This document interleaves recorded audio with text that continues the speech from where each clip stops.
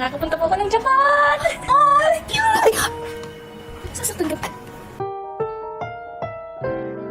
Ang susunod na programa ay rated PG. Ito ay nangangailangan ng patnubay at gabay ng magulang para sa mga batang manunood.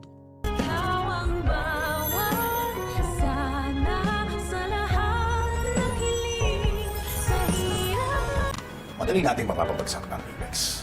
It's time to get what I deserve. Magmi-meeting na naman sa conference room ang demonyitong mag-ama, sila Eric at Justin para sa mga susunod nilang plano kung paano mapabagsak ang Apex. At gustong-gusto na nga ni Justin na makitang lugmok sa kahirapan ang kanyang inang si Giselle at hindi niya nga yata ito mapapatawad kahit kailan.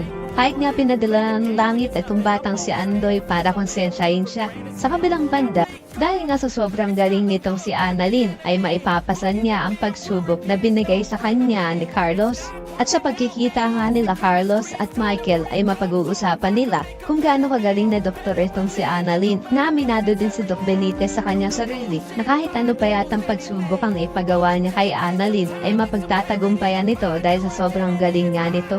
Ang payo naman ni Michael kay Carlos na kahit ano daw galit ni Carlos kay Robert ay huwag niya daw idadamay si Annalyn dahil parang anak na rin nga ang turing ni Michael kay Annalyn at siya nga nagsilbing tatay nito noong mga panahong hindi pa nito nakikilala ang kanyang tunay na ama na si RJ. Samantala, excited naman si Annalyn na ibalita sa kanyang ina na naipasa niya nga ang test ni Doc Carlos para maisama siya sa mga listahan na pupunta ng Japan. Kaya naman sa sobrang tuwa ay mayayakap ni Annalyn ng mahigpit ang kanyang nanay na si Lynette. Yun nga lang hindi may iwasan ni Lynette na masaktan dahil nga sa sinapit ng kanyang braso sa paghagis ng baso nitong si Carlos sa kanya. Takang-taka naman si Annalyn kung bakit nasasaktan ang kanyang ina sa simpleng yakap lamang. At dito naman didiscover ni Annalyn ang sugat ng kanyang nanay sa bandang braso. Kaya naman naabangan natin kung aamin ba itong si Lynette sa kanyang anak ng kanyang sinapit. Kaya naman umaasa ka rin na sana ay hindi na magbulag-bulagan si Lynette sa mga nakikita niyang tunay na ugali ni Carlos at nang maipakulong niya na ito ay pakilike ang video na ito and don't forget to subscribe.